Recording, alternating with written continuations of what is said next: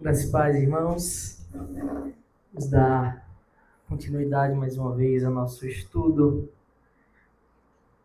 baseado no livro Nove Marcas de uma Igreja Saudável.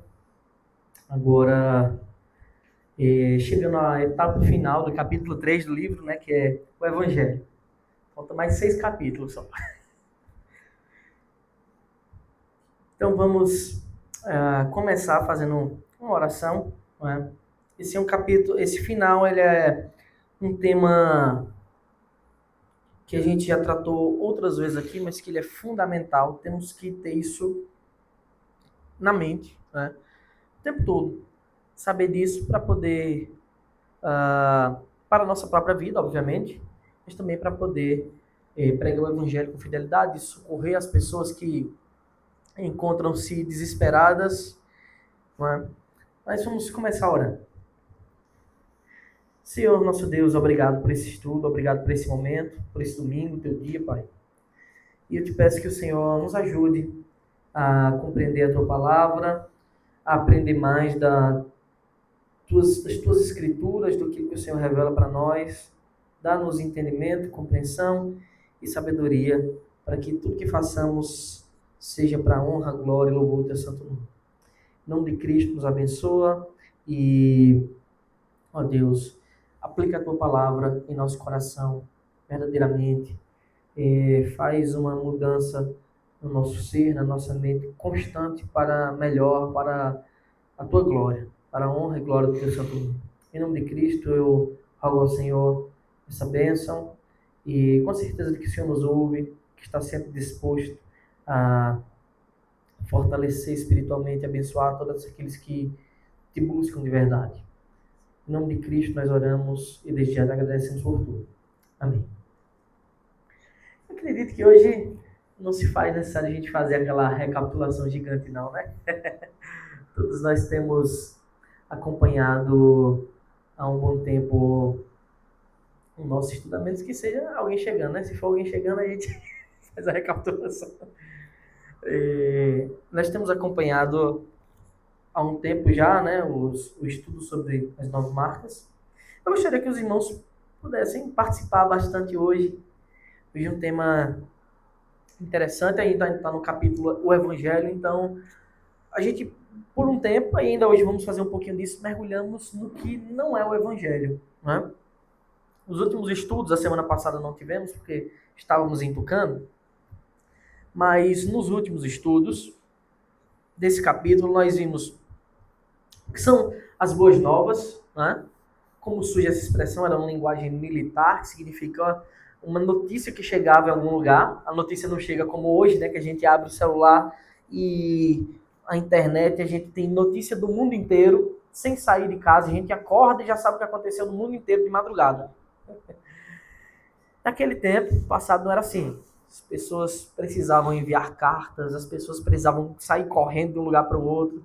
Não se tinha estrada duplicada, não se tinha estrada calçada. O que se tinha era terra e mato para você correr de um lugar para o outro. Então imagine a dificuldade de levar uma notícia de um canto para o outro. Quando essa notícia era boa e muito importante, né, províncias, imagine naquele tempo, várias cidades e talvez as cidades também que tinham uma relação não costumavam ser tão longe, né, porque ficava inviável, né, não se tinha carro, combustível como temos hoje, a combustão como temos hoje, né? Então as pessoas precisavam caminhar, correr, usar algum animal, né?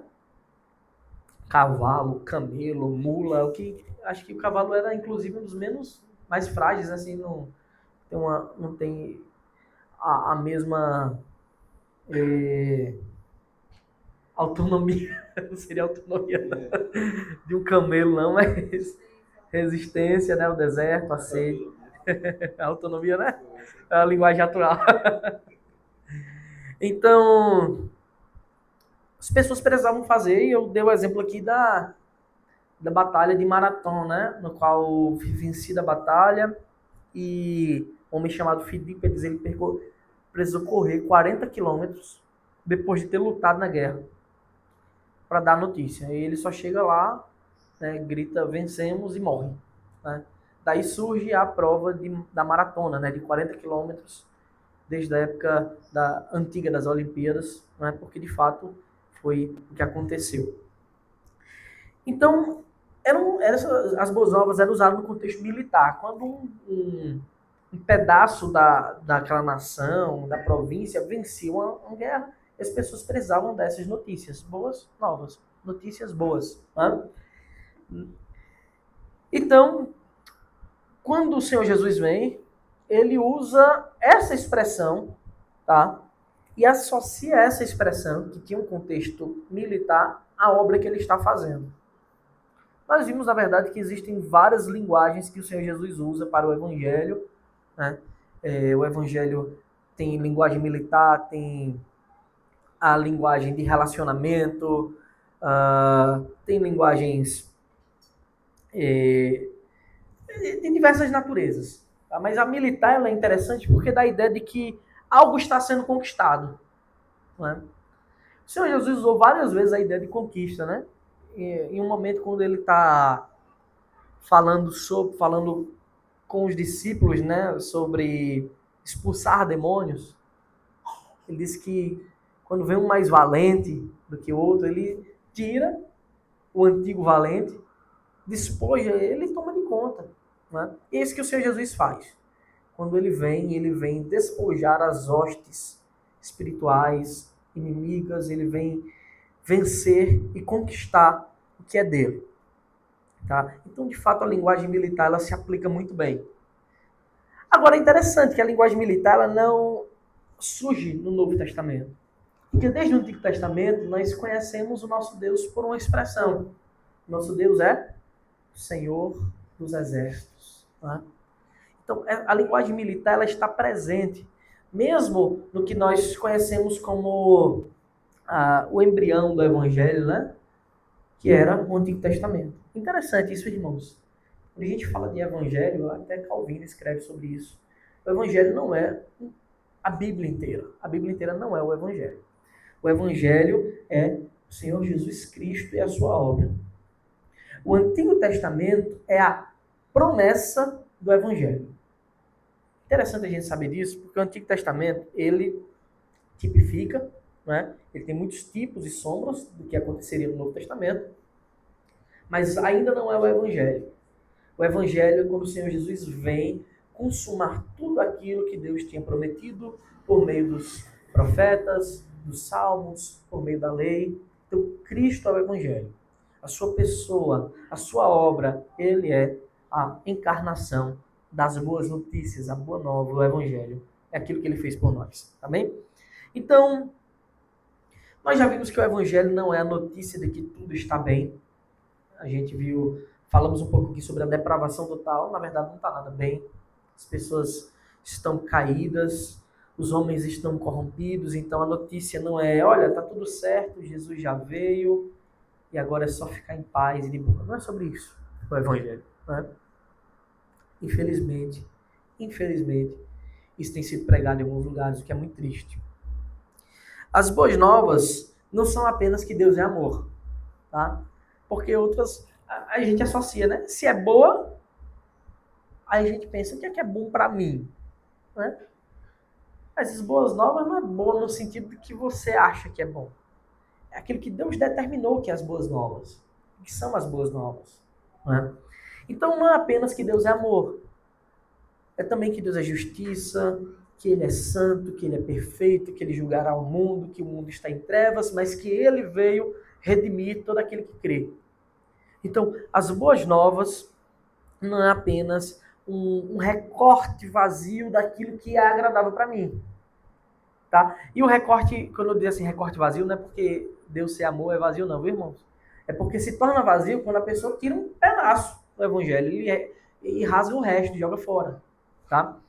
Então, Deus é amor, isso é verdade, mas o evangelho não é só isso.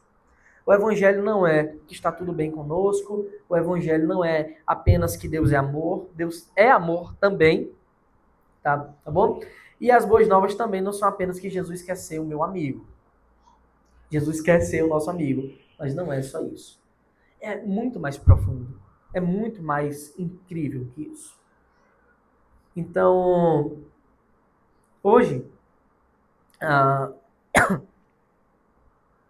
o tema, né, que a gente vai desaguar no Evangelho, que é mesmo definição, as boas novas não são apenas que devemos viver corretamente. Isso tem sido muito comum, a gente encontrar pessoas por aí que entendem a vida cristã como um conjunto de normas, um conjunto de regras, que quando você se enquadra naquele conjunto de normas e regras, aí você diz, então eu sou crente, né? Se você se enquadra no conjunto de normas, você é crente. Se você não se enquadra, você não é. Bem, quais são esse conjunto de normas, né? Aí as pessoas começam a pontuar. Não é verdade que um cristão genuíno, ele tem que fazer essas coisas aqui, observe. Primeiro, ele tem que se ocupar de coisas religiosas, não é? Cristão genuíno. Ou é possível um crente não se ocupar de coisas religiosas? É, irmãos, ou não? Não, né? E a principal coisa religiosa que nós nos ocupamos é o culto. Não é? Culto é um ato religioso. Não religioso naquele sentido vão, que é de religiosidade vazia. Não. Mas religioso no sentido de devoção a Deus. A gente se ocupa com o culto. O culto está na nossa agenda. Né? Então, uma das primeiras coisas que distingue você é crente? Sou. Então você vai para a igreja. Hoje em dia, veja, durante muito tempo, nosso país, né? Acho que no mundo inteiro, mas o Brasil ele tem isso muito forte, muito enraizado. Existiu aqui a expressão, existe ainda, né? Católico não praticante, né? Cara, se diz católico, mas nunca pisa o pé na igreja, não vai nunca. E ele é por tradição. Com o passar dos anos, essas últimas décadas, o número de evangélicos aumentou tanto no Brasil que o que acontece? Muita gente tem nascido em famílias evangélicas e repetido o mesmo erro. Acha porque nasceu numa família, automaticamente ele pertence à fé. Né? Aí nunca teve um relacionamento com Deus. Não, meu pai é crente, eu fui quando era criança, aí quando perguntou qual é a sua religião, eu sou evangélico. Você vai para a igreja? Não. Você tem algum compromisso com Deus? Não. Você lê a Bíblia? Não. Você não é. Você só diz, é da boca para fora. Né? Um crente ele vai dizer, não, deixa de invenção, tu não é crente não. Vai se converter primeiro, né? Mas é porque a gente tá com isso vivo que uma das marcas de um cristão verdadeiro é que o básico que ele tem que fazer é ir aos cultos, cultuar a Deus. E outra, a gente tem ido aos cultos, né? Essa expressão tanto engraçada, porque as pessoas têm uma visão errada do culto. Eu vou falar brevemente para não tangenciar muito o tema, não sair do tema. Mas o culto não é um lugar que você vai. Eu vou como se eu fosse um espectador. Vou assistir, vou ver o que está acontecendo ali, estou na plateia e vou entender uma coisa que está acontecendo ali. Bem, o culto não é isso, tá? O culto a Deus é um serviço, aproveitando esse gancho, né, para falar disso. O culto a Deus é um serviço que todos vão prestar. Esse é um serviço de adoração pública, solene. Nesse serviço, existem pessoas incumbidas de alguns papéis especiais. Não especial no sentido que é melhor para os outros, não, né? Mas alguns papéis distintos, tá? Que é cantar, tocar, pregar, fazer as orações, distribuir os elementos da ceia. Mas não são essas pessoas que estão cultuando e as outras assistindo. Em um culto, todos prestam o serviço da adoração. Por isso que quando a gente vem para a igreja e o liturgo, né? Eu nunca uso essa expressão aqui, mas é a expressão para aquele que está trazendo a liturgia, né? Dirigindo o culto.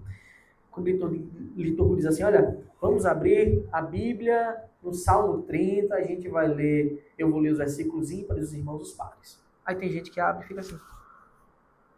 Todo mundo lendo e acaba só assim, olhando para a Bíblia. Pensando, meu Deus, coisa chata, que não acaba logo, né? Bem, essa pessoa não entendeu o que ela veio fazer aqui. Porque o culto é um serviço em conjunto. Ler a escritura, veja, é um dos pontos, tá? Tem várias outras coisas, como cantar. Mesma coisa, as pessoas ficam olhando assim pra tela. Tudo bem, quando não tá aprendendo ainda, né? O louvor, o cântico, né? Faz sentido, né? Mas tem gente que não canta uma música, fica assim. Parecendo que eu tô aqui na maior obrigação mais chata da minha vida. que tem que acabar logo para eu ir para casa. Pelo menos é isso que passa, né, para quem está de frente olhando, né, essa sensação. O culto é o que a gente vem fazer, é um serviço. Então, quando a gente diz, vamos todos ler a Bíblia, todos devemos ler. Porque a gente não está lendo, não é Gabriel lendo para Mário lê para Júnior, que lê para Dalma. Não. Nós fazemos isso em sinal de reverência e adoração ao Deus Altíssimo que está presente. Nós cantamos e damos glória. Talvez os irmãos vejam, mas você toca ali, eu não vejo você cantando. Quando você me vê cantando é porque eu estou muito concentrado, irmão, nos acordes ali, estou no errado. Então, nós temos que ter esse entendimento. Então, é muito mais que ir para a igreja, tá? Mas esse é um ponto que define um cristão. As pessoas olham, o ponto que define um crente é você vai para a igreja. Se você não for para a igreja, você já arrisca logo, né? Então você não é crente. Os próprios cristãos maduros e que têm uma boa teologia vão dizer, desigrejado não é crente. Crente desigrejado não existe. Ele tem que fazer parte da comunidade, porque Deus, Jesus, veio aqui e sua obra redentora veio para ser aplicada à igreja. Se você ler o tanto de tempo, eu não vou nem falar da igreja assim, no sentido, olha, tem presbítero, tem diácono, né? Não estou nem falando desses... Quando você lê a autoridade que Cristo dá, ele dá à igreja. Não a igreja é uma denominação, mas a igreja, a reunião dos crentes. Lembra o que Jesus disse? Quando vocês estiverem reunidos, né, eu estarei aí presente, no sentido de julgamento. Aí tem a famosa, a gente nunca lidou com isso aqui, né, mas o tema das chaves do reino de Deus, né? Eu vou dar chaves para vocês, o que vocês ligarem na terra, terá sido ligado no céu. Olha a autoridade que a igreja tem enquanto reunida. Um indivíduo fora, ele está fora de tudo. Todo o escopo da adoração, de todo o conteúdo que envolve adoração, cuidado e serviço. Então, a gente já entende, olha, fulano está distante da igreja. A igreja me decepcionou. Parabéns, você também decepciona a igreja do inteiro, todo dia, todo mundo. Porque é assim, irmãos. Cristo nos deu uma ordem de vivermos em comunhão. Mas como eu disse, eu não vou devagar muito, senão sair muito tempo. Mas é que essa é uma marca assim, distinta. Né? Ir para a igreja é o mínimo que alguém que é crente deve fazer. A não ser que tenha algum impedimento muito grande, físico, não é? De doença, o que quer que seja. Mas outra coisa que o cristão deve fazer, que aí às vezes o mundo julga mais do que a própria igreja, né? E olha para ele e diz, você é crente, tem certeza? É que o crente tem que fazer boas obras. Na verdade, uma coisa que é típica de um crente, boas obras. Inclusive, Dalbert, eu me lembro de falar no final, tá? Os recados, Dalbert tem um recado para dar. O crente tem que fazer boas obras. O cara age, diz que é cristão, até vai à igreja, mas age como ímpio. Os colegas de trabalho, família, diz, rapaz, tu não é crente não. E você não tem testemunho. Isso é muito vergonhoso, viu? Isso é muito vergonhoso. Terceiro, as ordenanças. Uma coisa que é própria de cristão, que tem que ser feito, são as ordenanças. E tem que ser feito mesmo, porque é uma ordem direta de Cristo. É tanto que entendemos que aqueles que distorcem esses pontos das ordenanças, que são batismo e ceia, eles não são cristãos de verdade. Né? Normalmente fazem parte de seitas ou que não querem um compromisso com Deus. Batismo e ceia não são opções dadas. Olha, você quer se batizar? É uma opção. Não. É quem crer e for batizado será salvo. Ter o desejo de se batizar e a preparação para isso é fundamental. Tá? Querer fazer isso é importantíssimo. Querer participar da ceia é importantíssimo. Então, uma das marcas que distingue um cristão do resto do mundo é isso. Também, né? Obedecer os mandamentos, ler a Bíblia. Um cristão que não lê a Bíblia é complicado. Ele está fadado a uma vida de fracasso espiritual. Né? De queda. A mesma coisa se aplica à oração. Cristão que não ora, né? É muito complicado. E tem também uma regra, né, chamada regra áurea das Escrituras. Está lá em Mateus 7,12, no Sermão do Monte. Há alguns anos eu preguei, né, o Sermão da Montanha. E Mateus 7,12, Jesus diz assim, portanto, tudo que vocês querem que os outros façam a vocês, façam também vocês a eles, porque esta é a lei e os profetas. Olha como Jesus resume a lei. É uma das formas que o Senhor Jesus Cristo resume a lei e os profetas, no sentido relacional. Tudo que vocês querem que os outros façam a vocês, façam também vocês a eles. Normalmente, a gente usa o negativo dessa expressão. A forma negativa é o que você não quer que os outros façam, não faça, né? Só que Jesus vai além. Ele não usa a forma negativa, ele usa a forma positiva. O que vocês querem que os outros façam, então vocês mesmos vão e façam aos outros. Isso mostra que esse mandamento é um mandamento positivo e ativo. Você tem que fazê-lo, buscar fazê-lo. Então essa é a lei áurea do Evangelho, a regra áurea das Escrituras. Não é? Mas é isso que define um cristão verdadeiro? E aí, irmãos? E aí, amigo? Vamos supor que alguém faça tudo isso. Ele ocupa-se de ir aos cultos público, ele tenta fazer boas obras, ele foi batizado e participa de todas as ceias, ele tenta obedecer aos mandamentos, ele lê a Bíblia, ele ora e ele tenta fazer aos outros. A gente sabe que é impossível fazer perfeitamente, por isso que eu estou usando a expressão tenta. Ele tenta fazer aos outros aquilo que querem que façam com ele. Podemos então bater o martelo, este é um cristão verdadeiro. Eis aí um verdadeiro israelita em quem não há dolo, como diz Jesus. Será? Então vamos chegar. Exatamente, vamos chegar lá. Um cristão, irmãos, ele deve fazer tudo isso. Né? Isso é claro. Um cristão, essas coisas são próprias de um cristão. Ele deve fazer todas essas coisas que nós dissemos aqui. Tá? Mas não é fazendo isso que ele se tornará um cristão. A verdade é que ele deve ser um cristão primeiro para começar a fazer tudo isso. É só sendo um cristão que ele passa a ir aos cultos com a intenção correta, ou compreensão correta. Porque normalmente primeiro ele vai arrastado, né? Alguém arrasta. Tem que ter alguma coisa, o Espírito Santo arrasta. É só sendo um cristão verdadeiro que ele vai buscar fazer as boas obras no sentido correto, não como compra da salvação, mas como gratidão pela salvação. É só sendo um cristão verdadeiro que ele tem acesso à ceia, ao batismo e à ceia do Senhor. É só sendo um cristão verdadeiro que ele vai entender a sua obrigação de obedecer os mandamentos.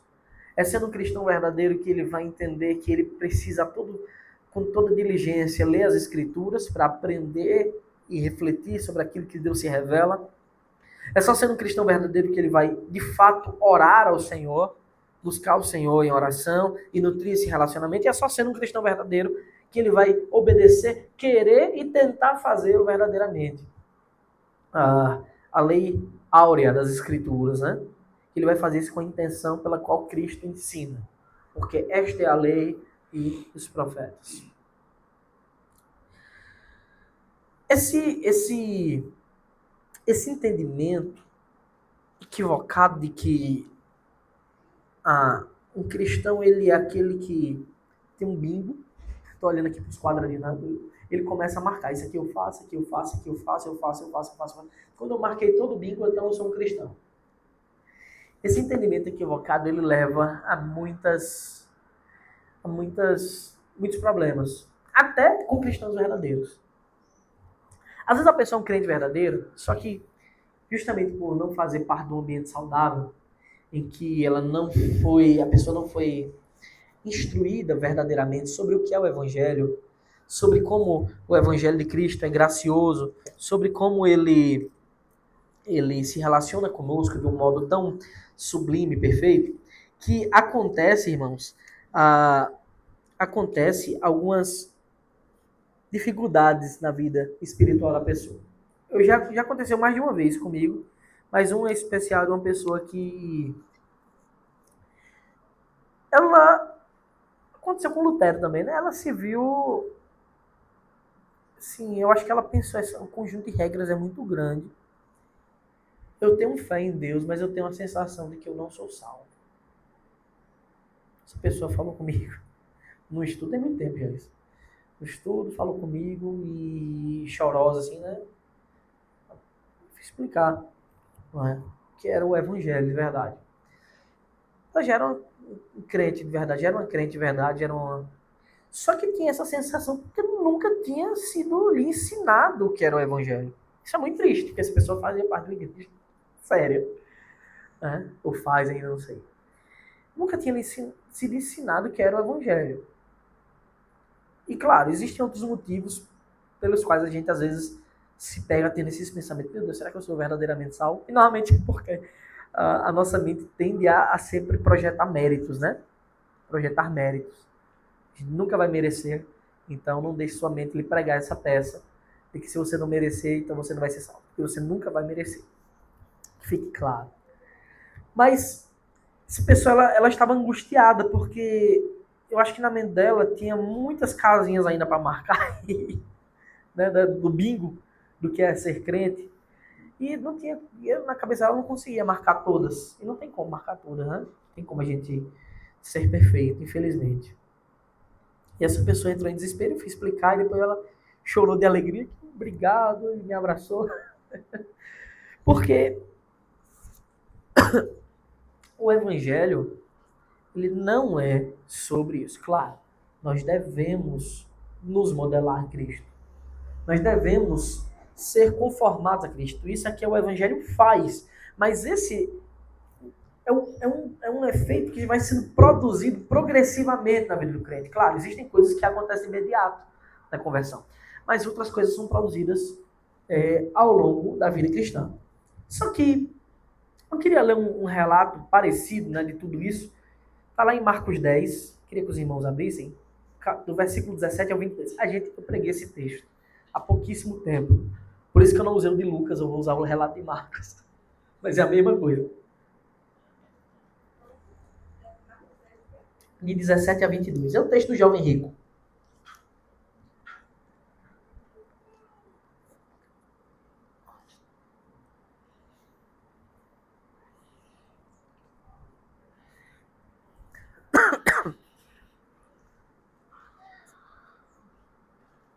Os irmãos encontraram? Marcos 10, de 17 a 22. Pondo-se Jesus a caminho, um homem correu ao seu encontro e, ajoelhando-se diante dele, perguntou-lhe: Bom mestre, que farei para herdar a vida eterna? E a gente já vê a falha, né? Tem como uma pergunta certa, a gente nunca diz assim, normalmente a gente diz que o que está certo e errado são afirmações, né? Mas as perguntas, às vezes, elas revelam o modo de pensar do indivíduo, né? Pelo tipo de pergunta que as pessoas fazem, a gente sabe se essa pessoa lê a Bíblia, se não lê, se tem um conhecimento, se não tem. Quem tem um lidar de alguns anos com as escrituras, consegue perceber isso, né? E essa pergunta é uma pergunta errada. Não que uma pergunta possa ser classificada pela lógica. A lógica diz que você classifica afirmações, né? Proposições em verdadeiro ou falso. Uma pergunta não tem como, nem exclamações, né? Mas ela revela um pouco sobre aquilo que ele carrega com ele. As perguntas elas têm essa capacidade. Ele diz assim: bom mestre, que farei para herdar a vida eterna? Olha como ele projeta, ele pergunta a Jesus, mas ele projeta assim: o que é que eu farei? O que eu posso fazer para conquistar a vida eterna? E vida eterna aqui é sinônimo de salvação, redenção, tá? De morar no céu. Então veja, a pergunta no sentido lógico, ela não está errada, mas ela reflete erros que aquele indivíduo carregava. Ele tinha uma premissa absurda de que era possível ele conseguir conquistar a vida eterna. Então, Jesus fala aquilo que nós já sabemos, né? Por que você me chama de bom? Ninguém é bom, a não ser um que é Deus. Eu expliquei aqui na pregação, não foi que o que Jesus está fazendo aqui não é dizer que ele não é bom, não, irmãos. É dizer assim, se você está me chamando de bom, e bom é Deus, você tem que reconhecer que eu sou Deus. E mais, se você está me chamando de bom, né, e Jesus já começa a corrigir ele, do bom, a gente percebe o erro, né, no que farei, né? A gente olha, ele tem uma pergunta errada. Mas Jesus já percebeu esse erro antes, quando ele diz assim, bom mestre. Porque ele tinha a noção de que tem a ver as duas coisas, que era possível a pessoa ser boa, por essência. Então ele olha para Jesus e diz, bom mestre, não no sentido bom porque ele reconhecia a divindade de Cristo, mas porque ele tinha uma crença de que alguém que chegava no nível de um rabino, como Jesus, né, que a palavra mestre quer dizer, de que ele tinha alcançado um nível de virtude muito excelente comparado com as demais pessoas. Ele estava no status de santidade superior, por isso ele era uma pessoa boa por essência. Então Jesus já começa a corrigir a falha dele da raiz. A sua falha na raiz não é só que você acha que é possível alguém conquistar a vida eterna. A sua falha na raiz é que você acha que é possível alguém ser bom. Entende? E disso, dele achar que é possível alguém ser bom, ele acha que é possível ele se tornar bom e conquistar a vida eterna. Então, veja, tem toda uma camada que se a gente for cavar, a gente encontra nesse texto. Ninguém é bom a não ser um que é Deus. Então, Jesus corrige logo. Quando Jesus diz ninguém é bom a não ser um que é Deus, em outras palavras, como ele é Deus, ele está dizendo, de fato, eu sou bom. Mas não no sentido que você está pensando que eu sou bom. Eu sou bom porque eu não sou contaminado pelo pecado, eu sou totalmente puro. Mas toda a humanidade, todo o resto, está contaminado pelo pecado. E aí Jesus usa-se da lógica dele. Então, se você acha que é possível alguém ser bom, ele diz assim, você conhece os mandamentos, você é um judeu. Não mate, não cometa adultério, não furte, não dê falso testemunho, não defraude ninguém, honre seu pai e sua mãe. Ele usa o texto que nós entendemos as tábuas da lei, né, que Deus entrega a Moisés como duas tábuas, né? A primeira tábua contendo os mandamentos de ordem de Deus para com o homem, né, de ordem vertical, do relacionamento de Deus. Você pode ler, viu? Quando você lê lá em Êxodo, você vai ver que os primeiros 5 mandamentos, eles dizem respeito a essa relação entre Deus e o homem, entre não tomar o nome de Deus em vão, não criar imagem de escultura, adorar somente a Deus. Então, vocês vão ver que é esse relacionamento. Quando você vai para a segunda tábua da lei, a segunda parte dos mandamentos, não mate, não minta, não roube, não cobice a mulher de ninguém, o marido de ninguém, né? Nada de ninguém. Né? Então, é essa questão horizontal de relacionamento com o próximo. E Jesus diz, você conhece os mandamentos, só que ele usa só os relacionais. Você sabia muito bem o que ele estava dizendo. Então ele respondeu, mestre, tudo isso eu tenho observado desde a minha juventude. Ou seja, o que ele está dizendo a Jesus? Eu cumpro a lei desde quando eu era jovem. Só que aí tem um problema, né? Cumprir a lei cabalmente é impossível. E Jesus, olhando ele com amor, disse, só uma coisa falta a você. É só uma coisa falta a você? Talvez a gente lendo de uma forma superficial, a gente pensa que Jesus pegou a lei e entendeu que ele realmente cumpre a lei completa e diz, não, mas falta uma coisa fora da lei. Não é isso. Jesus volta para dentro da lei e diz, falta uma coisa para você dentro da lei. Vá, venda tudo que tem, dê o dinheiro aos pobres e você terá o tesouro no céu. Depois venha e me siga. E siga. Aí vocês se perguntam, onde é que está isso na lei? Em lugar nenhum, né? Tá, irmãos. Isso está na lei. Explícito na lei. É quando Deus diz assim, ouve Israel, o Senhor nosso Deus é o único Senhor. É a Shema. Não terás outros deuses além de mim. Para este jovem, ele tinha outros deuses. Algo que era impossível ele se desvencilhar. Né? Ele era impossível, ele não conseguia, porque o dinheiro tinha se tornado o seu Deus. Não existia uma estátua, ele não se curvava a ninguém, ele ia no templo todos os sábados, ele sacrificava, ele estudava a Torá. Falei, ele tinha outro Deus. Por isso que Jesus disse, uma coisa lhe falta. Só que é um problema, né? Porque esse é o primeiro mandamento. E se você quebra esse, você já quebrou todos. É o que Paulo, acho que é Paulo escreve, né? Paulo? Tiago, não sei. Quem quebra um dos mandamentos, ele não se torna transgressor do mandamento, mas transgressor da lei. Porque a lei procede de Deus. Não é? Essa pergunta dele, que eu farei, já revela também o que você falou, né? Ele já não se sentia seguro. Isso. Ele tinha essa insegurança, né? Ele via que, na sua visão, o bingo estava todo marcado, mas na verdade não estava. Né? E aí, Isso. E quando Jesus diz isso, o que é que revela? O que é que Jesus está revelando com isso? Meu amigo, para ser bom, como você está dizendo aí, é necessário cumprir a lei perfeitamente. Se você perguntou o que farei para herdar a vida eterna, Jesus está mentindo? Não, irmãos. Pode ter certeza, se alguém cumprir a lei, perfeitamente vai herdar a vida eterna. Não virei herege não, viu, irmãos?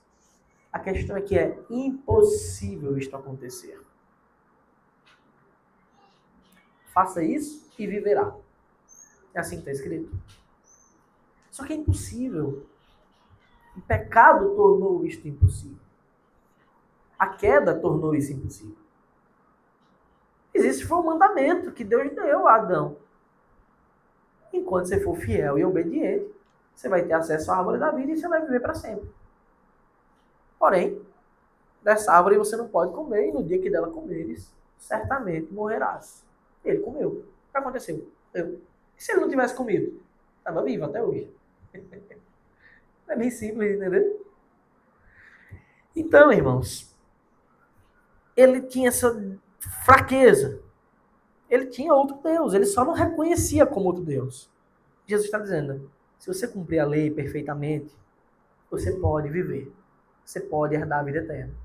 A grande questão é impossível fazer isso.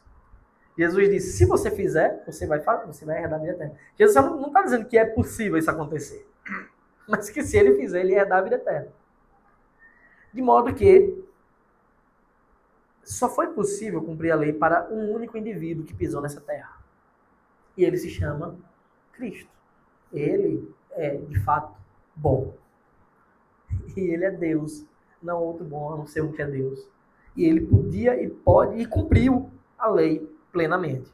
Tá? Então ele contrariado, o texto diz no versículo 22, ele porém, contrariado com esta palavra, retirou-se triste, porque era dono de muitas propriedades.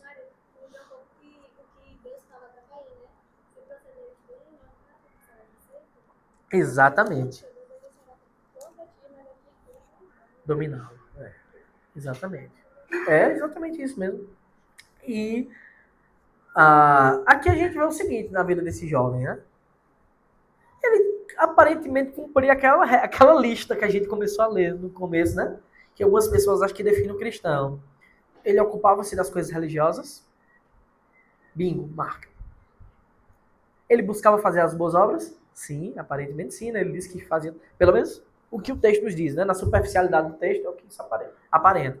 As ordenanças, certamente ele era circuncidado, certamente ele participava de todas as festas judaicas obrigatórias, certamente ele celebrava a Páscoa, tá bem? O derramamento do sangue, fazia tudo.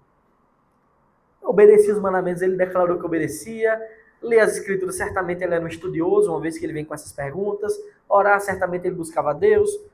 A regra áurea, né, que é aquela que fala justamente sobre esse relacionamento horizontal, né, aparentemente ele fazia. Jesus não diz, olha, você não faz isso. Não. Falta uma coisa a você, que é amar a Deus somente, acima de todas as coisas. Então ele cumpria todos esses requisitos. Só quando a gente lê aqui, esse homem não era um salvo. Ele pode ter sido salvo, tá? O texto não diz que ele foi para o inferno, não, viu, irmãos? Também não diz que ele foi salvo. Ele pode ter se arrependido, mais adiante é a nossa esperança, né? Mas o texto não dá esse indício, também não é pra gente especular, porque, enfim, não é da nossa conta, diga. Então, essa resposta de Jesus, ela poderia, a gente pode entender essa resposta aqui como se ele tivesse dito, ame a Deus acima de todas as coisas, no caso. Sim. Exatamente. Interessante, porque eu me perguntava assim, por que Jesus não respondeu, sabe, direto, o que ele precisava de salvação, que era crer, né? Isso. Mas trouxe esse... Mas ele entendeu. Ele entendeu. Isso me lembra o texto de 1 Coríntios 13, que fala, ainda que você venda todos os seus bens e dê aos pobres, ainda que você queime o seu corpo, se não tiver amor, exatamente, de nada valeria. Exatamente. Esse texto é sobre o amor. O amor A a Deus. Deus sobre todas as coisas. Isso. É um texto sobre a prática da lei, né? Mas a falha dele era na questão de amar a Deus, né? A falha do jovem, né? Então, esse texto, na verdade, a grande mensagem dele é o seguinte: se você quiser se salvar, que o que Jesus está falando é responder a pergunta dele, né? Que farei? Jesus responde: o que é que você tem que fazer? Cumprir a lei perfeitamente. Não foi essa a pergunta dele? Que farei para herdar a vida eterna? A resposta de Jesus é essa, em outras palavras. Você precisa cumprir a lei perfeitamente. Ele sai triste porque ele amava muito as riquezas. Ele tinha uma falha no coração. Esse era o único pecado dele? Certamente que não, mas ele ia ter outros pecados, tá? Mas nesse pecado próprio ele não estava disposto a abdicar. Ele não estava disposto a abdicar desse pecado. E ele descobriu então que com as palavras de Cristo você não vai herdar a vida eterna. Pelo menos enquanto você permanecer nesse estado. Só que essas palavras de Cristo, elas valem pra gente. Toda vez que você perguntar a você mesmo, ou a Bíblia, o que eu farei para herdar a vida eterna, a resposta é a mesma: cumpra a lei perfeitamente. Eu sugiro que quando você fizer isso, você vá lá no seu quarto, no banheiro, onde tiver um espelho, você olha pro espelho, aí você lembra quem você é, e você lembra que é impossível você fazer isso. Então, se é impossível para você, não é mais o que eu farei. É quem fará. Entende? A pergunta tem que mudar para nós. O que Jesus está dizendo para aquele indivíduo é impossível. Sabe quando a gente lê o texto mais adiante, os discípulos, Jesus faz exortação quanto à riqueza, o mesmo está em Lucas, em Marcos, em Mateus, e alguns discípulos perguntam: Senhor, se é assim, então quem é que vai ser salvo? Qual é a resposta de Jesus? O que é impossível para o homem é possível para Deus. Então a verdade é que a salvação ela não é, os irmãos sabem disso, é um cerne do protestantismo, da doutrina cristã evangélica. Inclusive por isso que nós nos chamamos de evangélicos católicos. Não, a gente também é evangélico, a gente lê o evangelho. Você pode ler 1000 vezes. Se você não entende o evangelho e obedece o evangelho, você nunca vai ser evangélico. Evangélico não é apenas aquele que tem o escrito e lê. É aquele que absorve a notícia. Essa questão das riquezas que ele realmente não consegue ficar sem. Como isso é pregado numa igreja, por exemplo, da teologia da prosperidade? Como isso é interpretado pelas pessoas lá? Porque está escrito aqui. Como é que eles conseguem realmente interpretar? É aí que tá, né? Quando um texto fala de uma coisa que não convém, ele simplesmente não usa, não prega. Mas está escrito, eles não leem. Não prega. Ou lê, dão seus interpretações. Não, eles vão dizer assim: olha, ele era ganancioso, mas eles vão pregar sobre isso. Mas isso é passado para eles como se fosse uma coisa boa, como uma barganha. Mas como é isso é interpretado para toda igreja lá, por exemplo, uma igreja? Então, eu Como isso é passado para ser uma coisa boa? entendi. Eu entendi sua pergunta. Eu não vou dizer como é que isso é pregado, porque assim, são tantas denominações e tantas possibilidades de heresia que o povo cria, né? Mas normalmente as pessoas quando lê esse texto, e não precisa nem ser igreja neopentecostal, não. Pode ser até algumas igrejas sérias, mas que, enfim, não buscam se aprofundar. Eles ficam na superficialidade da ganância. Olha, isso é ganância. Ainda que seja. Eu sei, eu entendi o que você quer dizer. Isso é contraditório, isso é, né? É contraditório a moral deles, né? Mas não espere, irmão, que essas pessoas que não têm compromisso com a palavra e com o evangelho, que elas sejam coerentes. Entende? Não espere coerência deles. Não tem coerência? Essa é uma grande pergunta e as pessoas continuam indo. Essa é uma grande pergunta. E não só tem falta de coerência nesse texto, não. Tem em praticamente tudo. Né? Em toda a escritura, se a gente for esmiuçar, vai ter falta de coerência dessas seitas, né? Mas as pessoas vão porque são enganadas, por causa da cobiça, né? Por isso que o nosso estudo é sobre as marcas de uma igreja saudável. Que é para a gente perceba, nesse caso, que a gente está estudando a mensagem do evangelho e compreenda o que é o evangelho. E que nesses lugares não é pregado o evangelho. Tá? Sobre tudo. Sobre Deus, é. Muitos falam que, por exemplo, não é nem, não falam nem sobre a palavra em si, mas são ditos populares. Porque se você for justo, se você servir o Senhor, se for igreja, se você estiver Perfeito, seguindo a exatamente. palavra, tá tudo bem. Por exemplo, não precisa você ir à igreja.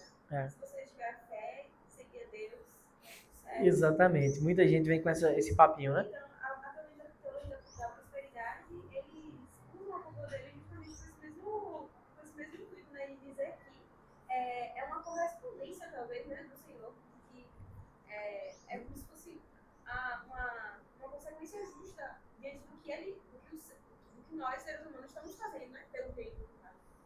Como se o que a gente faz realmente seja alguma coisa. Isso.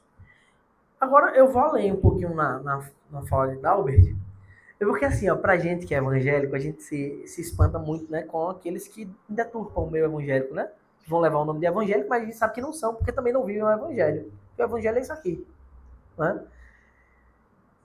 Só que quando a gente para pra pensar, se você juntar 100, eu ia falar o nome do indivíduo, né, do dono daquela grande empresa evangélica, daquelas grandes, se você juntar 1000 deles, todos, 1000 de cada um deles, não chega aos pés dessas mesmas distorções que foram feitas por 2000 anos pela Igreja Católica. Quase 2000 anos. Né? Por mais de 1500 anos. A Igreja Católica faz exatamente a mesma coisa. Diz que a salvação é pelas obras, contraria nesse texto. Cadê a coerência? Não tem. E é uma das religiões maiores do mundo, com mais adeptos. Por séculos dominou o mundo, por séculos enriqueceu, talvez seja um dos o Vaticano é coberto de ouro. A Igreja Católica tem terras no mundo inteiro. É assim, uma coisa que faz o Macedo ser um anão, um minúsculo, um vermezinho comparado a tão maligno quanto, e muito pior, na verdade. Porque perpetuou massacres em massa, assassinatos em massa, fez miséria no mundo inteiro, até hoje dita as regras, muitas regras políticas mundo afora, entende? Engana pessoas ao nosso redor o tempo todo. Volte para casa, tá feliz, Lutero? Sim. E literalmente, essa desgraça toda de séculos. Esse texto, ele pega a Igreja Católica e diz, vocês são hereges. Porque ele faz parte da crença católica, salvação pelas obras. É justamente isso que Jesus está dizendo aqui, que é impossível. Está claro no texto, é impossível. E eu arrisco a dizer que o melhor católico hoje não chega aos pés da moralidade desse jovem rico. Entende? Pode falar, irmão. Sobre o evangelismo, sobre as vidas, né? Que um cristão verdadeiro tem. Que a gente observa, a gente tem que sempre estar moderando sobre, né? Até para se autoanalisar também. Mas, por exemplo, estou falando com um irmão que é neófito. Ele está começando a caminhar, ele está começando a sentir incômodos. E outras coisas, ele sabe que é pecado, mas relativiza, sabe? É correto da nossa parte não ser tão incisivo assim, falando sobre tudo que ele está fazendo de errado e falar assim, ó, você vai deixar de fazer isso, porque... Então, é um passo a passo gradual. Né? Existem coisas que a gente tem a obrigação de falar, ó, isso aí. Existem outras que é um passo a passo. Né? Que a gente tem que ter essa sabedoria, né, daquilo que é prioritário. Por isso que antes de lidar com pode, não pode, é melhor lidar com o ensino. Olha, o ensino bíblico é esse. Às vezes apresentar a verdade, se for um cristão de verdade, alguém que tem o Espírito Santo habitando em si, não estou dizendo que não deve exortar, não. Deve haver exortação. Claro que a exortação a um neófito não deve ser do mesmo nível que exortação ao crente maduro na fé. O crente maduro na fé ele tem que estar esperto para algumas coisas que são, né? Mas um neófito não, tem um passo a passo, um lidar, um cuidado, né? Ainda como um bebê na fé, né? No sentido de maturidade, então. Quando meu filho faz alguma coisa errada, eu tenho que explicar ele de uma forma que quando um adulto faz a mesma coisa errada, que é inadmissível. Adulto não, meu amigo, peraí. Uma criança a gente entende, um adulto, sabe? Então tem que haver essa moderação, é uma questão de sabedoria. Não é uma questão de regra, né? Tem um termômetro e certinho, ó, esse é. Não, é questão de sabedoria que o lidar cotidiano do evangelho vai nos mostrar o melhor caminho de como tratar, né? Para que também a gente não fique um chatão, né, no pé da pessoa. Mas eu acho que eu não sei se eu entendi errado, mas a questão dela foi com atuar descrente, né? Não, neófito. Ela falou sobre evangelismo. Ah, entendi. Não, descrente é que a gente não faz mesmo. Né? Descrente a gente não lida com um conjunto de regras para o descrente. O descrente a gente diz, olha, todos pecaram, carece da glória de Deus, você precisa da graça de Cristo para ser salvo. Se você tentar se salvar com suas forças, você vai para o inferno. O descrente a gente apresenta o evangelho. Para o descrente a gente não fica, isso está errado, isso está certo. A gente não exige santidade de um descrente. Só existe santidade para crentes. Entendeu? Só um crente é santo. É porque a santidade é o que Jesus faz. É o indicativo de Cristo. Ele faz na pessoa de uma vez por todas, ele torna ela santa e tem um imperativo. Ele faz, mas ele também ordena que nós nos santifiquemos, que é a questão da vida prática. Mas essa ordem não é para os ímpios. Ele não diz, olha, mundo, sede santos. Não. Isso é para a igreja, para aqueles que o recebem como seu salvador. Então a santidade, a santificação é algo próprio de um crente. Tá? A gente não tem como exigir isso do mundo. Por isso que algumas denominações antigas, quando chegaram ao Brasil, elas ganharam muita inimizade por isso. Tá? Não estou dizendo que é o caso de todas, mas eu vou dar um exemplo que acontecia na vizinhança da minha avó. Minha avó é uma pessoa extremamente católica, muito católica. Católica a ponto dela ter a chave da grande igreja lá da cidade, secretária particular do bispo. Minha avó já esteve aqui, né? Vocês conhecem ela. Já esteve aqui, ela estava no batismo do pessoal de Ticano com a gente. Eu arrisco a dizer que esses foram os únicos cultos que ela já veio na vida. Ela é muito católica. E ela achou de morar vizinha à Assembleia de Deus, maior da cidade, a sede. Assim, pula uma casa, ou é duas, ou é uma, e é a dela. Só que antigamente, e quando eu falo antigamente, a década bem as eu nasci, 70, 80, a igreja antiga na cidade, tá desde o começo da fundação da cidade, eu acho. Eles tinham que lidar muito assim. O povo passava na rua, fulano com essa roupa, vai pro inferno. E esse lidar não é o lidar do evangelho. Esse é o lidar só da denúncia. Isso não acrescenta nada a ninguém, você só cria ira. Né? Imagina se eu chego no meu trabalho e diz, olha, você pensa assim, inferno, você faz isso, inferno, inferno, inferno, só vai ter inferno, porque só tem salvação em Cristo. Sim, mas e as boas novas são apresentadas? Eu só estou dando uma notícia. As boas novas são apresentadas aonde? Né? Então, é um lidar estranho a gente exigir santidade, santificação de quem não é cristão. Quem não é cristão não se exige santificação. Existe arrependimento e fé, que é onde eu quero chegar, finalmente, que o tempo já está passando. Né? Entende? Mas esse é o ponto. Não tem como exigir, porque a santificação é algo que é movida pelo Espírito Santo. Então é necessário a habitação do Espírito primeiro, é necessário uma conversão genuína, verdadeira, para só depois iniciar esse processo.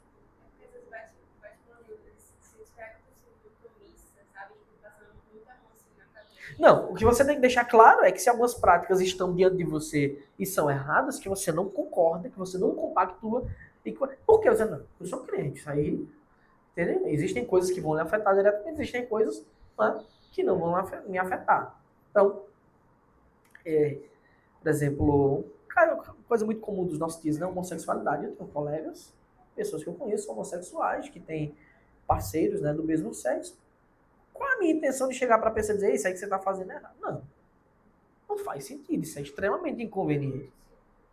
Se a pessoa entrar para conversar comigo sobre o evangelho, e a conversa levar a este ponto, eu explico o que a Escritura diz. Até porque eles têm consciência do pecado, né? Quem rouba sabe que é errado.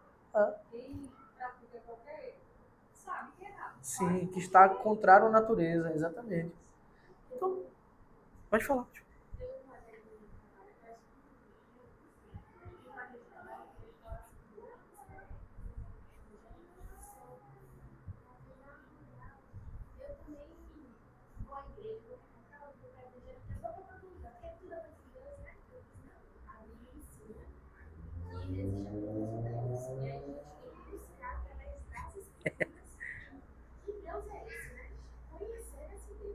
Exatamente.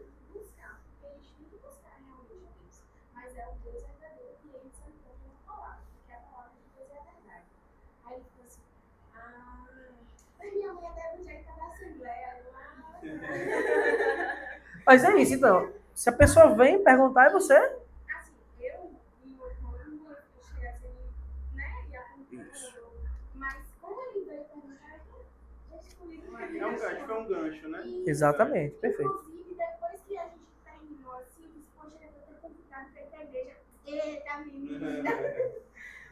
Porque a gente tem que aproveitar, né, esses momentos, né? Mas, como você falou, não é, né? Falou isso pra mim, falou isso, eu, particularmente, não acho que era educação. É mesmo. É. Entender. Sabe? Exatamente. Eles têm os momentos, né? Isso. É porque aí a coisa foi ao seu encontro. Aí você. Entende? A pessoa tá. A gente tem que ir ao encontro dessas pessoas com o evangelho, nunca com a espada da justiça para matar ninguém, não. É? Mas eu entendo que algumas coisas às vezes são muito incômodas, né? Trazem essa.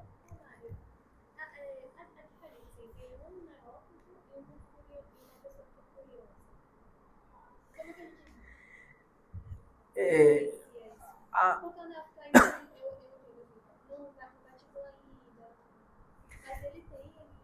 isso, o neófito é alguém que já demonstrou a fé. O CRI já se considera um cristão, já diz, não, eu sou um cristão, né? Tenho um interesse, só estou no começo da fé, aprendendo. Às vezes até depois de batizado. Ainda tô, né? não dá. Mas não tem uma régua temporal, né? Um tempo específico. Não. É. Tem pessoas que vão estar nessa classe de neófitos por mais tempo, outros por tem gente que vai ser neófito por 10 anos. 10 anos. 10 anos de credo e acabar ainda como neófito. Então é questão de maturidade, né? É tanto que, inclusive, tem uma recomendação clara, né? Bíblica, para não se ordenar neófitos. Né? Porque às vezes o cara é neófito, é imaturo na fé, mas ele tem uma boa eloquência. E ser neófito, você não deixa de ser neófito só porque você conhece a boa teologia, não. Tem gente que conhece que consegue ler. Mas ser neófito é um lidar diário cristão que faz a pessoa tornar-se madura. Né? Ter uma vida madura. Mas é uma questão de feeling. Não é uma régua, não tem uma régua, não. Neófito é alguém que é novo na fé. É porque tem gente que conheceu a Bíblia inteira e só depois se converte. Então ele vai ser um neófito convertido. Né? Neófito convertido, que já conhece a boa teologia, mas é neófito ainda. Então ele ainda vai precisar passar por dilemas pessoais que vão moldando nosso coração. Imagine quando você se converteu, na época que você se converteu, alguns dilemas que você passava, que hoje para você são besteira, mas que na época, porque você era neófito, essas coisas eram muito... Não, a gente sempre tem que ter esse sentimento de que precisamos progredir, não é? Mas o neófito é alguém que está nos primeiros passos da caminhada cristã e que ainda precisa de um cuidado ali bem mais paternal, né? Mas tem essa diferença, a dificuldade é difícil. Isso. Esse aconselhamento no qual a gente chega mais perto é para pessoas que demonstraram que creram. Né? E não tem uma regra, irmã. Tem gente que vai ficar visitando a igreja por um tempo. E vai chegar um momento, depois de bastante tempo, que se converte. Tem gente que vai vir à igreja um dia e vai, meu Deus, era isso que eu precisava a vida inteira, e se converte. Não tem uma regra, é uma régua. Então a gente espera demonstração também da pessoa, de que ela, olha, eu sou um crente, hoje eu me reconheço assim, eu percebo que tem muita coisa que eu vou ter que modelar minha vida, mas, entendeu? Isso é, mas não é uma coisa fácil não tem uma, uma regra assim não, é uma coisa que a gente vai percebendo pela maturidade e entendendo, né? E cuidando das pessoas. Claro, não é para sermos omissos, né? Aqueles que estão em nosso meio e que a gente já diz, olha, eu sou dali, né? Então, essa pessoa já demonstrou esse desejo, e aí a gente vai tendo um cuidado maior, uma proximidade maior, respeitando também essa, né? Mas sempre com cuidado, com oração, para que tudo seja para a glória de Deus e não na nossa força. Só uma coisa também, acho que é válido entender nessa diferenciação do neófito para o descrente. Eu acho que a dúvida dela também é quanto aos que estão fora da igreja. É muito difícil, acho que raríssimo o caso de um neófito fora da igreja. O neófito vai estar na igreja. Então tem essa questão. Claro que na igreja também tem descrentes, tem simpatizantes do evangelho, mas é muito difícil você encontrar um neófito que não está na congregação. É que talvez a gente confunda o simpatizante com o neófito, né? E não é. E não é. Não é o neófito. Neófito é alguém que de fato tem a fé, que foi salvo por Cristo. Tem o Espírito Santo habitando em si, só que ele está no começo da caminhada, ele vai aprender tudo ainda do zero, né? Faz parte. Todo mundo tem que passar por esse estágio inicial. E é importantíssimo para quem quebra o orgulho de muita gente, o ego de muita gente, é saber que eu sei que isso aqui é o certo. O Espírito Santo me iluminou, só que eu não sei quase nada ainda. Faz parte da vida cristã. Isso é um passo importantíssimo para a fé. Não é? Bem, o tempo está avançando, viu, irmãos? Eu vou tentar encerrar aqui brevemente. Então, quando a gente pensa em regras, né, que a gente pode obedecer e que fazem de nós verdadeiros cristãos, nós acabamos de destruir o evangelho. O evangelho é o contrário disso, tá? É justamente o contrário. Você não pode obedecer nada. A notícia não é boa a princípio do seu estado inicial. O que Cristo faz com você é que é a boa notícia. É Cristo que obedece. Então, isso não significa que o cristão não tem um modo próprio de viver. Ele tem que viver, ele tem que ser moldado a esses padrões. Mas não é isso que o torna um cristão. Ele é um cristão e por isso ele torna-se moldado a esses padrões. É o contrário, né?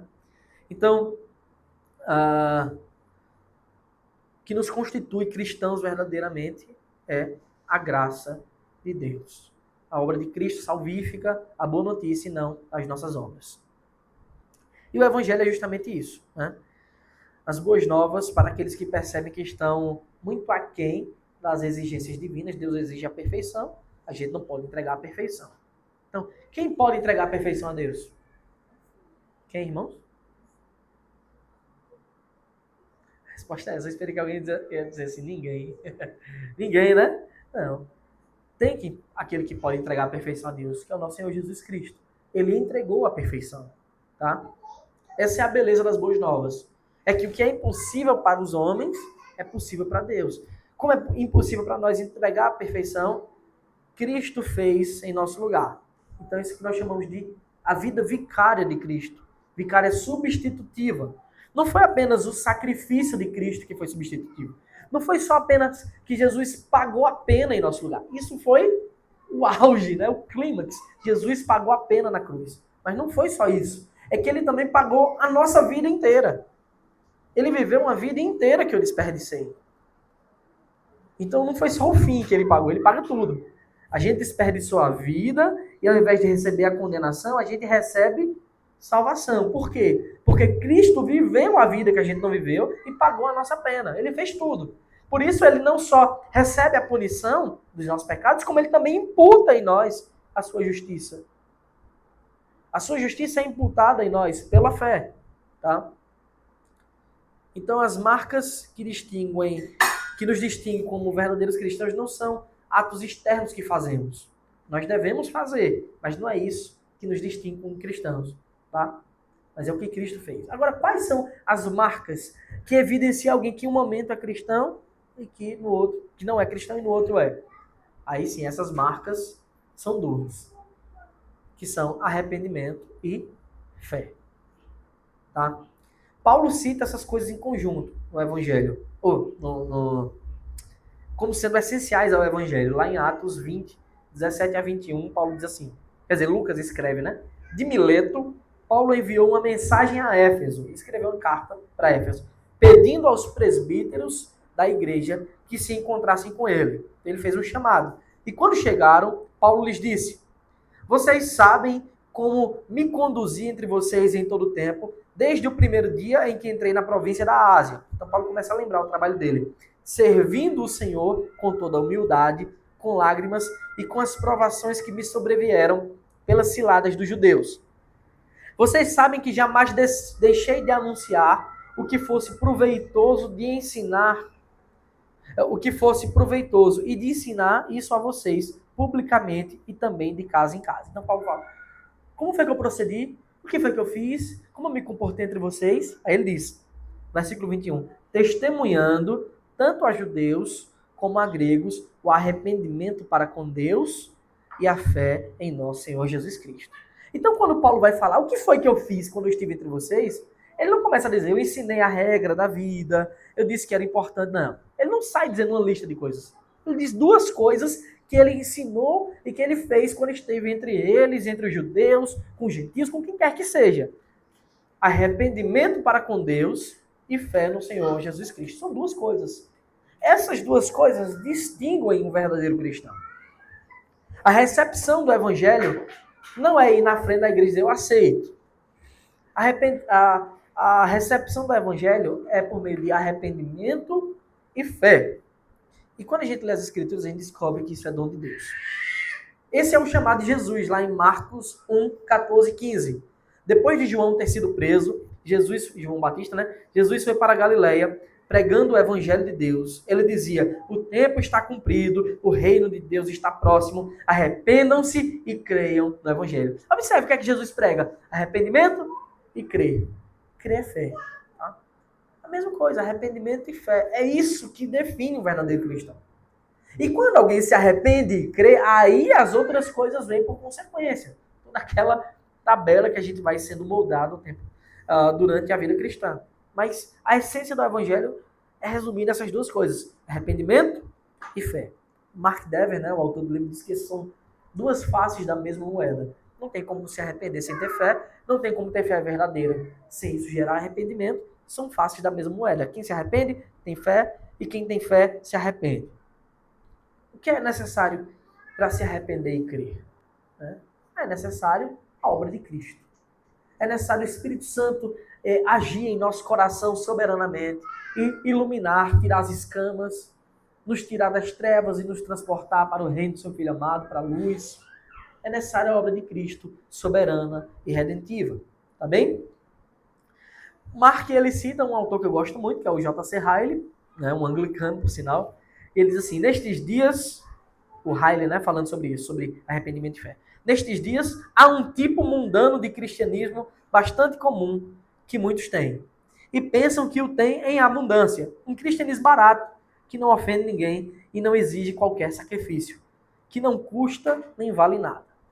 Porque na hora que vamos ver, irmãos, arrependimento é uma espécie de sacrifício. Arrepender e crer envolve deixar o velho homem. Arrepender-se envolve você olhar para trás e tudo aquilo que você construiu com tanta certeza até o dia que o Espírito Santo habitou em seu coração, você pensa, eu construí errado. Isso é sacrificar. É sacrificar o passado e olhar, rapaz, eu estava errado. Eu preciso de um novo caminho, eu preciso de Cristo. Por isso que a palavra arrependimento, estou falando aqui no 2.0, né? A palavra arrependimento é metanoia. É uma mudança completa de mente. E essa mudança vem com mudança de comportamento.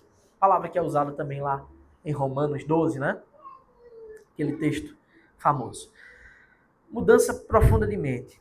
E isso impacta, obviamente, nas nossas ações constantes. Então, o Evangelho de Cristo é tudo aquilo. Deus é amor, Deus é justiça, Ele tem uma boa notícia para nós, não está nada bem agora, mas Ele vai fazer ficar tudo bem. Contudo, é necessário arrepender-se e crer, como ele mesmo prega. O que é o Evangelho, então? O Evangelho é Deus nos refazendo, nos redimindo, nos reformando em Cristo. Por isso, né, não vos conformeis. Aí a consequência, não vos conformeis com esse mundo, mas transformai-vos pela renovação da vossa mente, para que vocês possam experimentar com a boa, perfeita e agradável vontade de Deus em Cristo. Essa vontade foi revelada em Cristo no Evangelho. Amém, irmãos? Perguntas, contribuições? Fiquem à vontade. Nenhuma pergunta? Então, pedir para nossa irmã Letícia fazer uma oração. Deus nos abençoe, nos leve em paz para os nossos lares e nos conduza aqui para o culto público mais tarde. Meu Deus, amado Pai, nós te agradecemos, Pai, porque o Senhor nos deu mais um dia de vida e ofereceu todas as coisas para que fosse possível a gente estar aqui hoje. Recebe, Senhor, os nossos louvores, a nossa adoração e junto com eles também os nossos corações. Pedimos que faça a tua obra, Pai, em nós, para que a gente possa fazer também, para que a gente possa alcançar pessoas para o teu reino. Deus abençoe, abençoe essa dia, Pai, que é a transformação das pessoas dele. Deus adorando para que possa usar para te adorar. Que possamos estar aqui, amor, Pai, e tenhamos as mentes abertas para receber a tua palavra. Assim te agradecemos, te agradecemos, Jesus. Amém. Amém. Senhor.